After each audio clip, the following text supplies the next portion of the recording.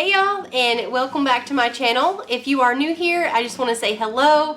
I'm so glad that you stopped by and decided to watch today's video. Today we are making two really yummy dinner ideas, and all of the ingredients came straight from my pantry. First, we are going to be making some Philly cheesesteak stuffed shells. And if you're anything like me, I don't always have steak in my freezer, but I typically have ground beef. And y'all, I'm telling you, this ground beef substitution was perfect. So tonight we are just starting out this dinner. I'm using ground deer meat, but with this you could most definitely just use some ground beef. But what I'm doing is I'm just gonna brown this up in my skillet. And I do have it on a medium heat. And after I get this all broken up, we're going to dice up a bell pepper and a small onion. While we have the ground beef cooking, I'm going to go ahead and dice up a small onion and a bell pepper. Now I know with Philly cheesesteaks, they usually have green bell peppers, but I don't have any green bell peppers here at the house, but I always have some of these colored bell peppers, so I'm just going to use this red one. But I'm just going to dice these up into small little pieces. That way they'll be easier to stuff in the shell.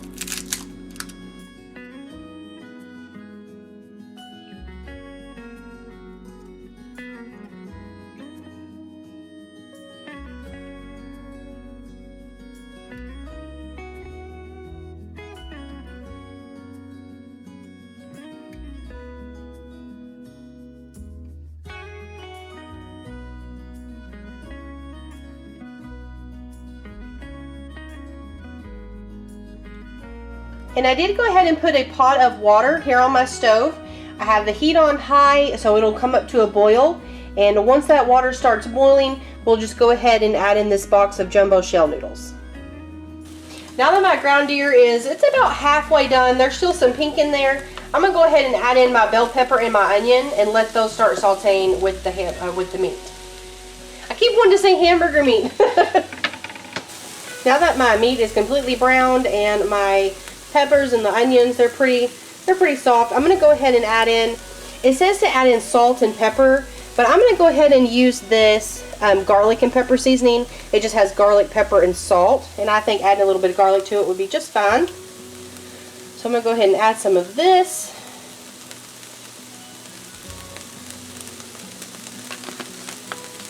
Then you're going to want to add in some ketchup. And I'm not necessarily measuring this, I'm just kind of I'm just eyeballing what I think is going to taste really good. But I will have the exact recipe in my description box below. So that way, if you are the type of person that really wants to go by the book and use your measuring cups, you can do it that way. So we're going to start with that. And then I'm going to add some of this Worcestershire sauce.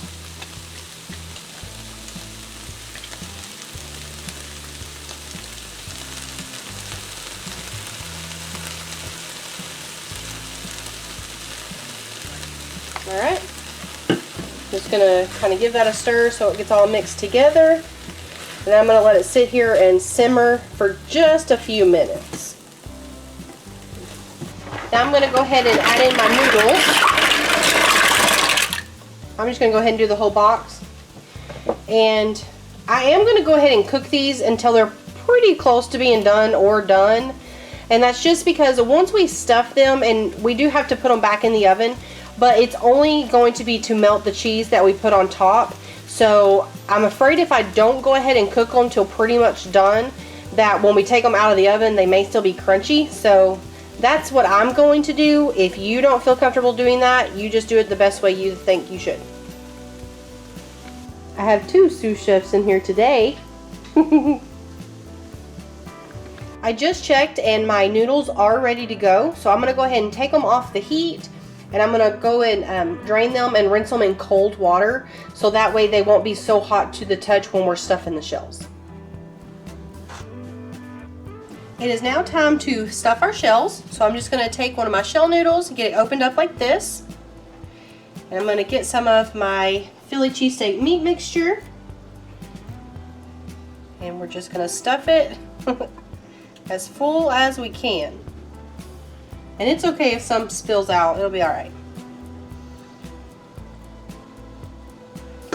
Okay, and then once I get it stuffed, I'm just going to sit it here in the pan just like that. And we're just going to repeat that process until this whole entire pan is full. Either that or we run out of stuffing mixture.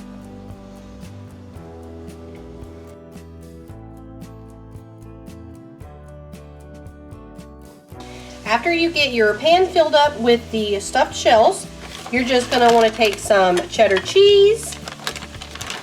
And the recipe actually said like little cubes of cheddar cheese and to put a cube on each shell, but I typically always have this shredded cheese in my refrigerator, so that's just what we're going to do today. We're just going to improvise, and I think it will taste just fine.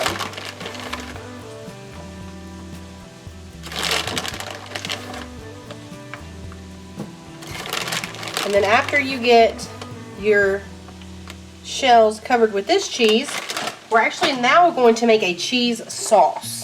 The recipe does say that you can go ahead and make your sauce in the same pan that you made your meat mixture, so that's what I'm going to do. And I'm actually going to double the sauce recipe just because we like things cheesy, and it's kind of a cheesy sauce.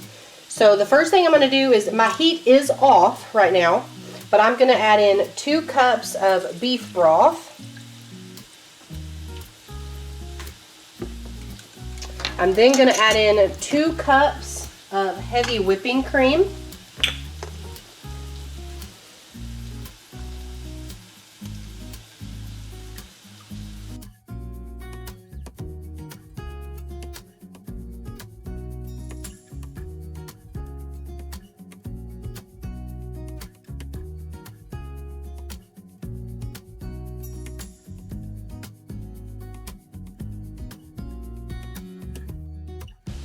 Now I'm going to add in 2 tablespoons of cornstarch.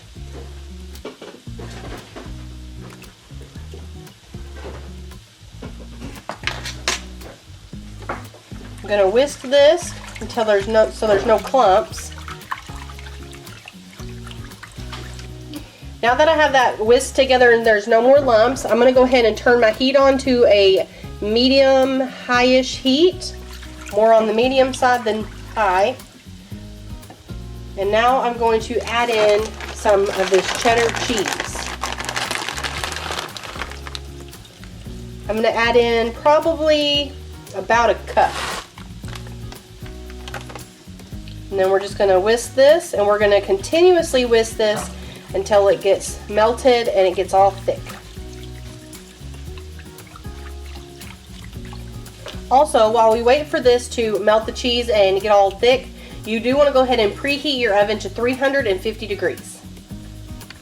My cheese sauce is ready to go. It's gotten nice and thick and very cheesy. I did go ahead and add a little bit of black pepper to mine. That was just a preference. But now what I'm going to do is I'm just going to take my spoon and I'm going to drizzle this sauce all over the shells. And it says that you don't want to use all of the sauce before you bake it, so that way when you're serving it up on your plates, you can have some to drizzle on each plate. So that's what I'm going to try and do here.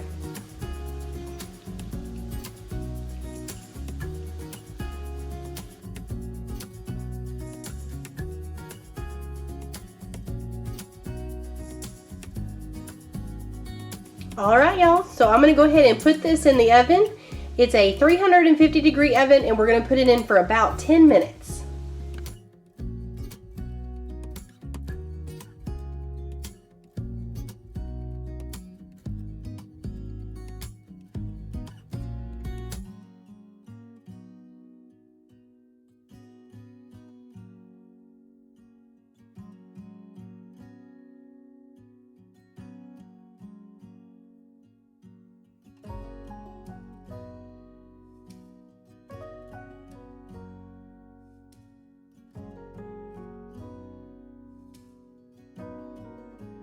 And that is what we're having for dinner tonight. Philly cheesesteak stuffed shells.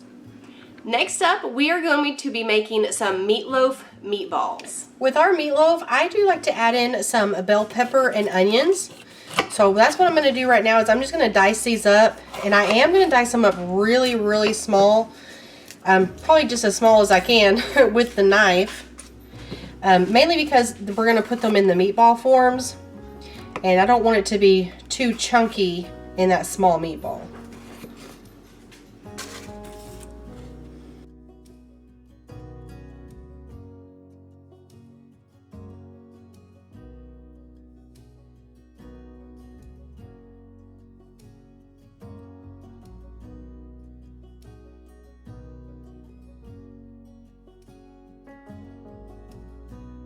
After getting those diced up, I'm going to scoot those over here to the side.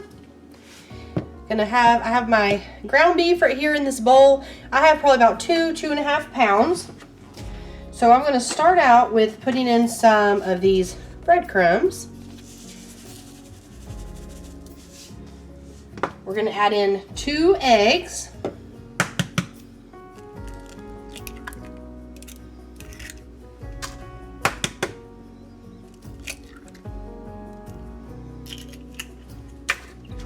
Gonna add in the bell pepper and the onion that we just diced.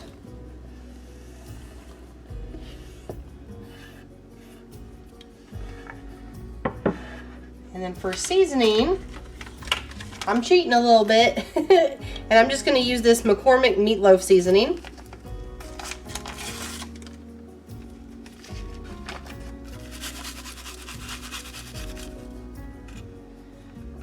Alright, and that's it. That's all I add to my meatloaf. Of course, you can add more. However you make your meatloaf, you just make it, and then we're going to put it in meatball form. So I'm just going to get them in here with my hands. They are clean. And we're just going to get it all mixed together. Now, I do have my oven go ahead and preheating to 375 degrees. And so now I'm just going to take some of this meat mixture. I'm going to roll it into a ball. That might be about golf size, maybe a little bit bigger. But I'm just going to keep doing that with all of this meat until this entire pan is filled up.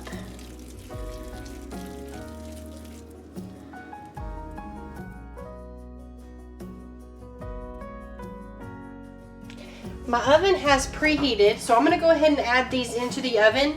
And they're going to go in for about 25 minutes. Really just depends on how big your meatball is. Now, when I started making the meatballs, this pan was not big enough for the entire amount of meat that I made. So I do have a second pan that I'm going to be using. So just keep that in mind if you follow my recipe. You're going to probably need bigger than just a 9x13. Now with the meatballs in the oven, I'm going to go ahead and make my sauce topping to go on top. And all I use is some ketchup, some ground mustard. You can probably just use regular mustard. And I have some brown sugar. Now I don't measure this. I really just kind of eyeball everything. I'm going to need a new ketchup bottle. Let me open this new one real quick. And of course, depending on how many meatballs you make, that will also just determine how many or how much of the sauce you're going to need. So I got my ketchup in there. Going to add in my ground mustard.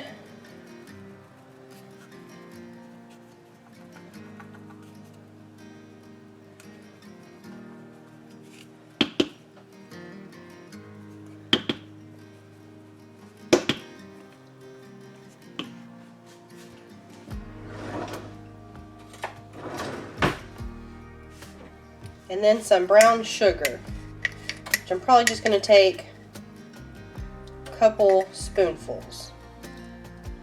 Just like that. And that's all I add. So now I'm just going to stir it up, and then once the meatballs are ready, when they're pretty much done, I'll take them out and top this, and then we will put it under the broiler for probably about just a minute, just to get this nice and caramelized on top. But of course, I'll show you that too.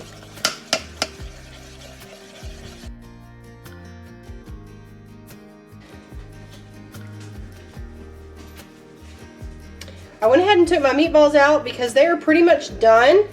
And I'm just going to go ahead and top it with some of this sauce. And once I get that done, we're going to put it back in the oven. I have it on broil, and we're going to broil it for just about a minute. It shouldn't take much more than that, and it'll get all caramelized on the top, and then we will be ready to eat.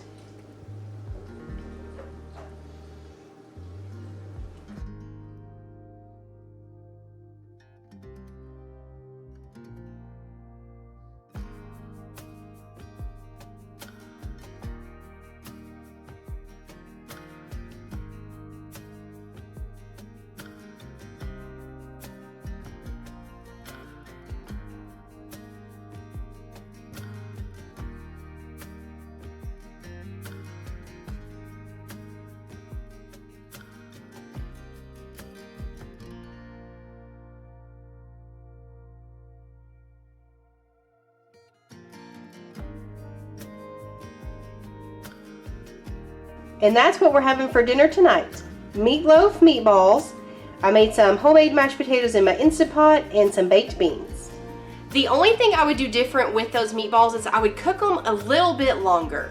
They were done, like they had no pink on the inside, but we did feel like they could use a little bit more of a crisp on the outside, so that is the only thing I would change. I really want to thank y'all so much for hanging out with me in the kitchen today. If you loved it, please give it a thumbs up. Leave me a comment down below on some of your favorite just pantry dinners, things that you always have in your pantry, and I will see y'all in the next video. Bye!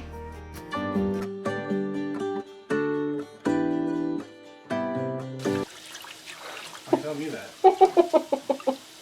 I'm telling my YouTube friends. You got me filming? Yeah.